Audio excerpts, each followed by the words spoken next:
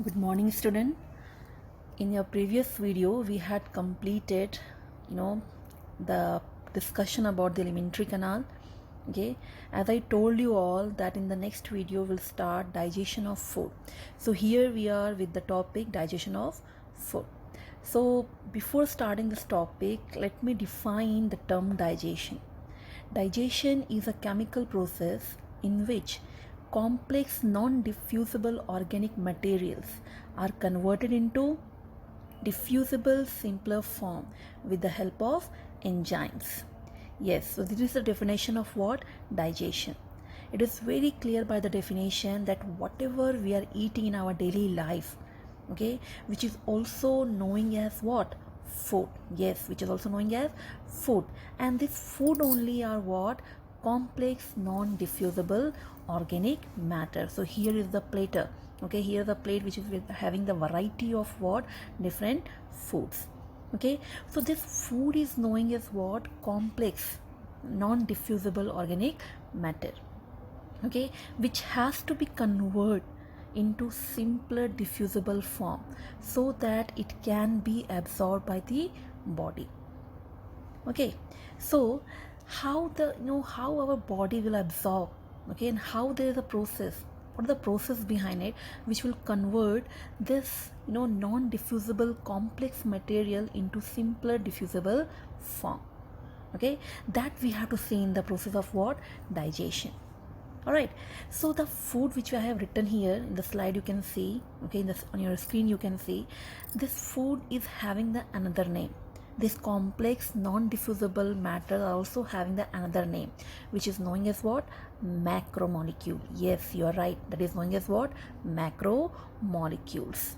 Okay, so whatever the food we are eating is a type of macromolecules. There are main 5 types of macromolecule which we are taking, which we are eating in our daily life, as it is given here. See, protein, carbohydrate, fat, vitamins and minerals.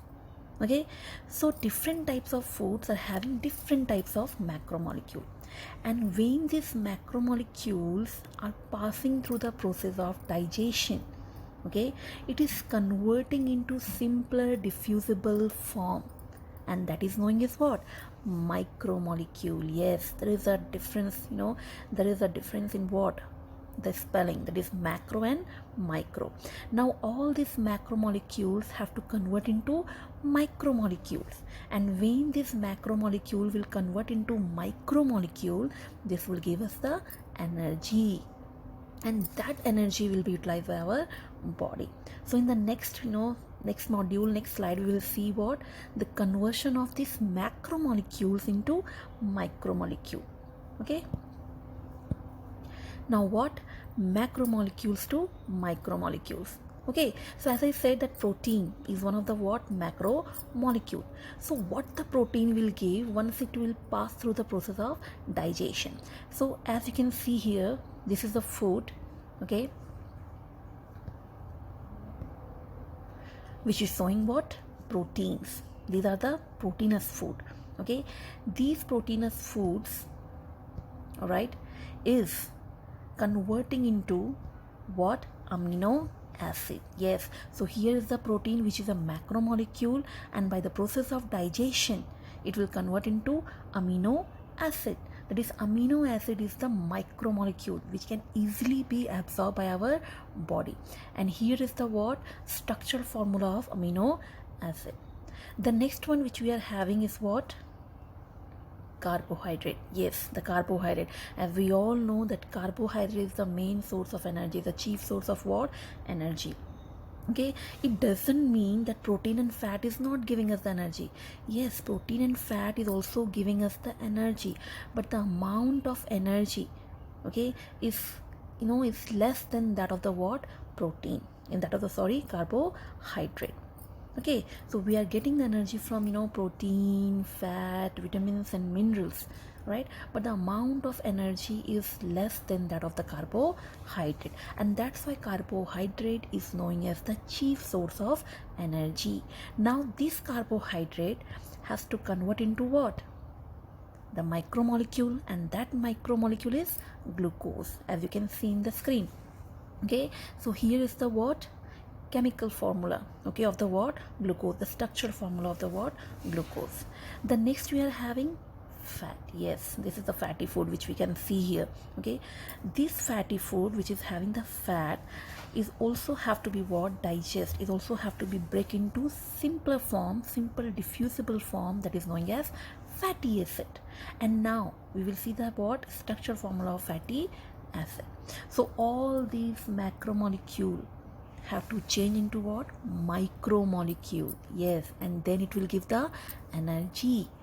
But how this protein will change into amino acid, carbohydrate will change into glucose, and what fat will change into fatty acid, that we have to see in the next process, that is digestion of food. Yes, what digestion of food. Okay, so we all know that whenever we are starting to take our food, whenever we are starting to ingest our food, we have to take the food in our mouth. Yes, so first of all the food will enter in our mouth and digestion will begins in the mouth itself. Okay, but not all type of macromolecule can be digested in mouth. Okay, the very first thing which is here, the food remains in mouth for a very short period of time. Okay, and that's why it is not possible to digest the food completely in the mouth here. Okay, so that's why there will be digestion, but it will be partial digestion. Okay, so we will see that what is there in digestion in mouth. Okay, as you can see here on the screen, it is written digestion begins in the mouth. Two type of digestion begins in the mouth. One, physical digestion or mechanical digestion. Second, chemical digestion. Now what is physical digestion? Okay, as we all know that our mouth is having the two important structure, teeth and tongue. Yes, it is very clear here, teeth and tongue. Okay, teeth will help us to crush, to masticate our food into very fine particles.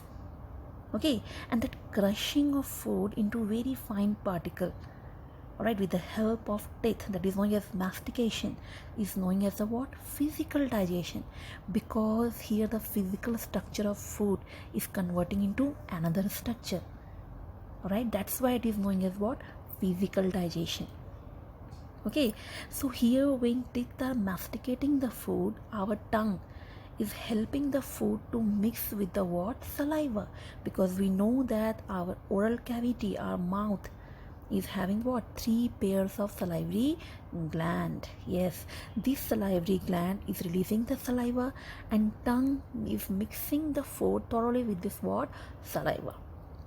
Okay, now when the food will mix with the saliva, now this food will known as what bolus. What bolus? Clear? Bolus. Okay, so we will read the first point here. The mouth contains teeth that break down the food by a process called mastication. This is mechanical digestion. Second point, the mouth also produces saliva which contain the enzyme, that is what amylase. Yes, salivary amylase. This is known as chemical digestion. Now it's clear, the mastication of food will be physical digestion. Okay, and the digestion which will bring by the word saliva, okay, it is known as chemical digestion, and the saliva contains one enzyme which is known as salivary amylase. Okay, that's why in the beginning I told you, that only some macromolecules can be digested in the mouth.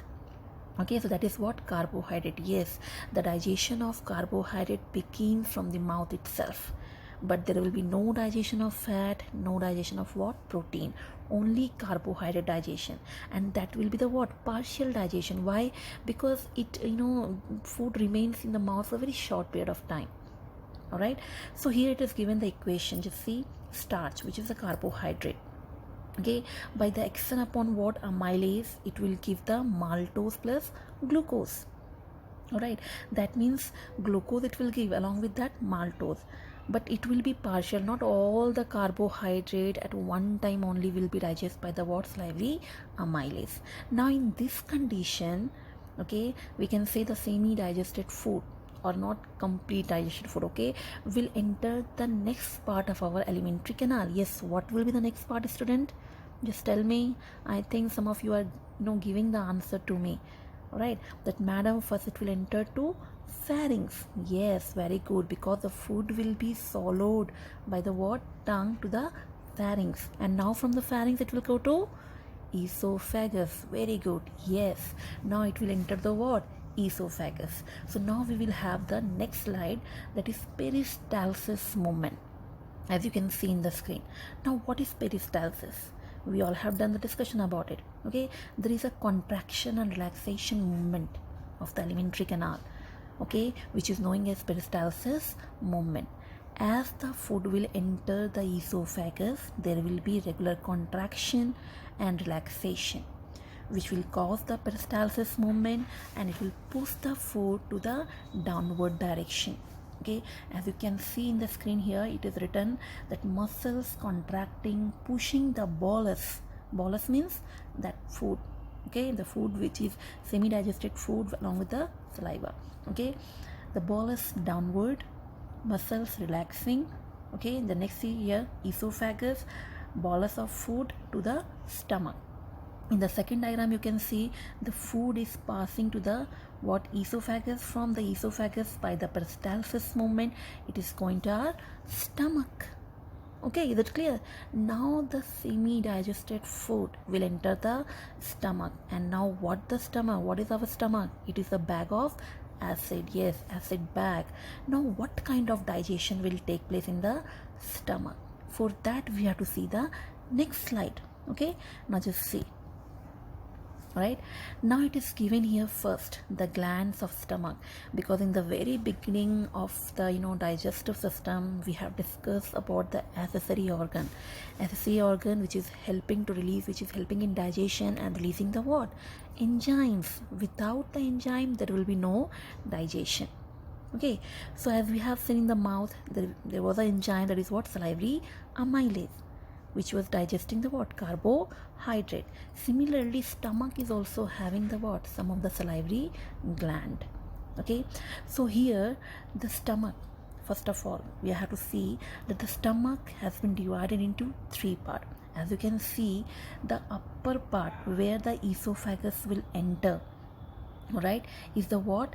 Cardiac gland. That part is known as cardiac. That part of the stomach is what? Cardiac. Okay, and the gland which is present there is known as cardiac gland. And the next to the cardiac part, the upper part, as you can see here, the curved part. Okay, the curved part is there, all right, of the stomach. Okay, this convex curved part is known as what? Fundus. Is known as fundus part. And the part, this fundus part which is having the gland, is known as fundus gland. Is known as what? Fundus gland, or see, it is written here, principal or corpus fundic gland. Now the last part, okay, where the stomach will end, that part is known as pyloric part of the stomach, because stomach has been divided into three parts: cardiac, fundus and pyloric.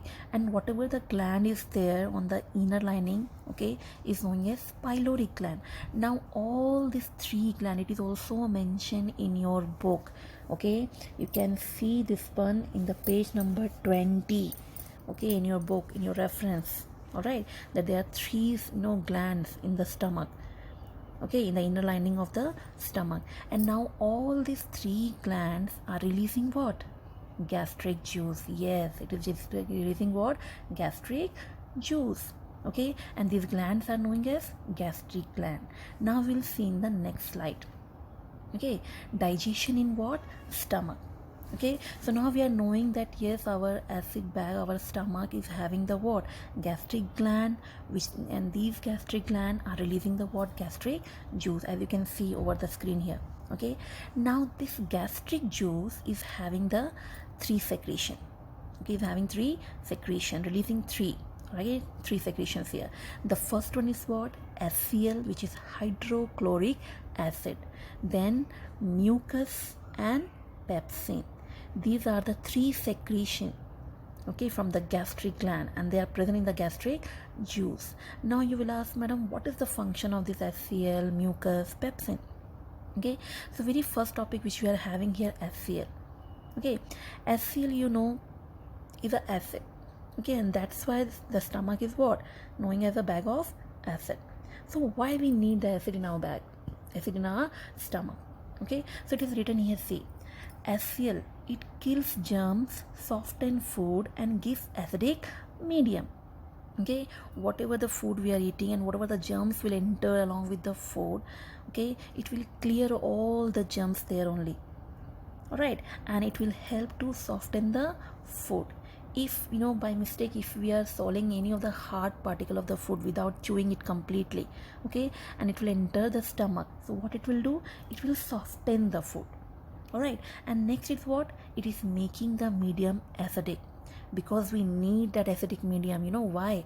Because this acidic medium is responsible to change, okay, is responsible to active the protein digesting enzyme. Yes, okay, that we will see in the next part. Let's see first here about the mucus. Now what is mucus? It helps to lubricate and protect the inner lining of the stomach from HCl. Okay, this gastric juice itself is having the mucus. If there will be no protective line over the wall of the stomach, it can be easily spoiled by the acid HCl. And that's why, to lubricate the surface, like a greasing the surface, okay, like greasing the surface, we need mucus there. Okay, the third we are having what? Pepsin. Yes, this is very important here, pepsin, because the digestion of protein starts from the stomach. There will be no digestion of protein in the mouth, but digestion of protein will be start in the stomach. Why? Because stomach is having protein digesting enzyme. All right, but there is one important point which you all have to note it. Okay, that is what, the protein digestive enzymes which are present in the gastric juice always remain in inactive form. Okay, why? Because if they will present in the active form, they may what, they may digest all the proteinous part of our body itself. Okay, whatever the part which is made up of protein, and most of the part of our body, the cells, cellular organelles, okay, are made up of what? Protein. All right, because our body need two type of protein. One protein which we are taking from the outer source, that is food, and another protein which is forming by the body itself, by the ribosome. Okay, and to protect our own protein, all right, these protein digesting enzymes are present in inactive form in the gastric juice, and when it has to digest the protein, that time it is it is becoming active by the hydrochloric acid, and that's why we need the acidic medium in the what? Stomach. Okay, so it is given here pepsin. Pepsin is the active form of the protein, active form of the protein digesting enzyme. So what I have written, see, I have written here pepsin. It is a protein digesting enzyme which present in the form of inactive enzyme, that is pepsinogen. Okay, so that means gastric juice is having the protein digesting enzyme, but in the form of pepsinogen. Okay, not in the pepsin. Is it clear up to here, student? Okay, that what we have discussed about the gastric juice. All right, the points which I am giving in between is very, very important, so please listen the video carefully, okay, and point it down and note it down. All right, whatever the discussion we are doing. The next we have to see that how there will be digestion of protein in the stomach. Okay, for that we have to see the next slide, next module. Now just see what I have written: reactions of protein, okay, digestion in stomach, reaction of protein digestion in stomach. All right, so the very first thing is what, our stomach is having the word internal folding, as I have discussed, okay, in the beginning only. Okay, as we are having the villi in the small intestine now, like that we are having the folding in the stomach, and that folding is known as rugae. Yes, some of you have given the answer. Yes madam, we are knowing that is rugae. Okay, so that rugae is what, that rugae is helping in the physical digestion of the food. Why? Because food remains in the stomach for 3 to 4 hours.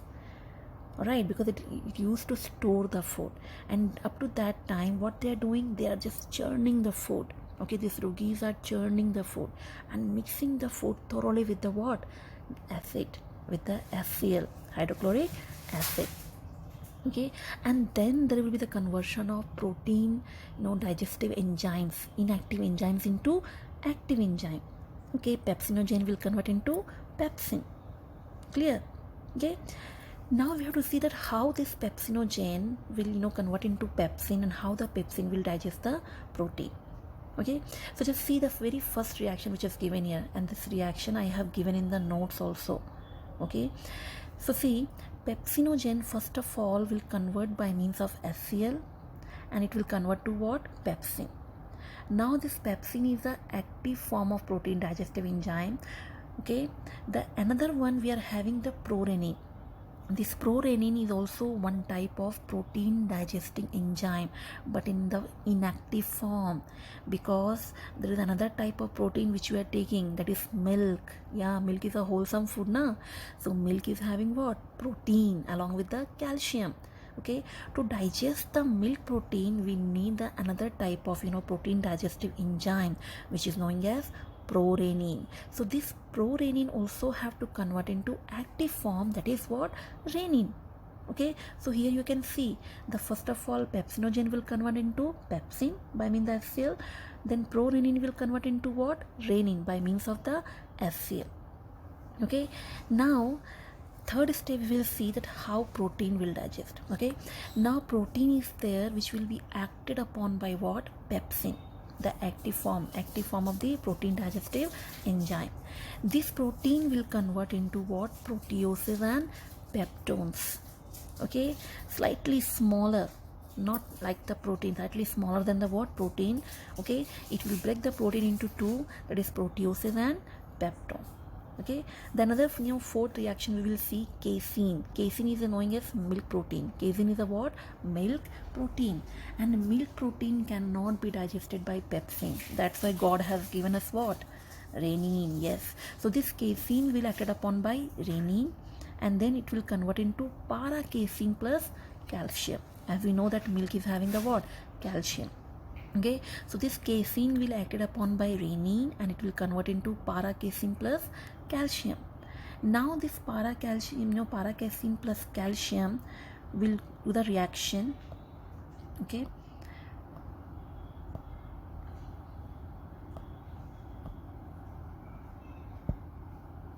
will do the reaction. Okay, and it will form the what? Calcium para caseinate. Very good, it will form the calcium para caseinate.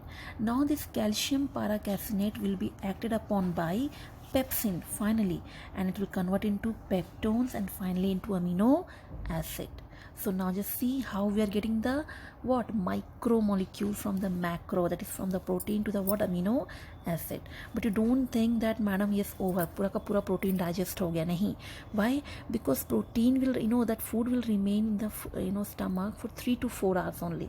Okay, so some of the protein will get digested, all right, and some of the carbohydrate, some of the protein, fat is at here, it is still here, which have not been completely digested. Okay, so now it will pass through the next part of the alimentary canal for the further digestion, and that is what? Small intestine. Yes, very good, that is what? Small intestine.